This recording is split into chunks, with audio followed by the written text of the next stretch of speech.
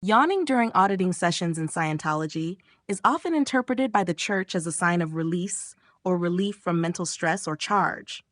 However, from a physiological perspective, yawning may have several explanations, particularly within the context of auditing and the use of the e-meter.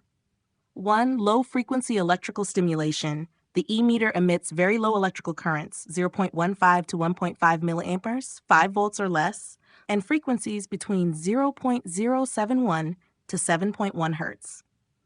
While these levels are not typically strong enough to cause noticeable physical reactions, prolonged exposure or sensitivity to electrical signals could, in some individuals, affect the autonomic nervous system. Yawning is linked to parasympathetic nervous system activation, which controls rest and relaxation.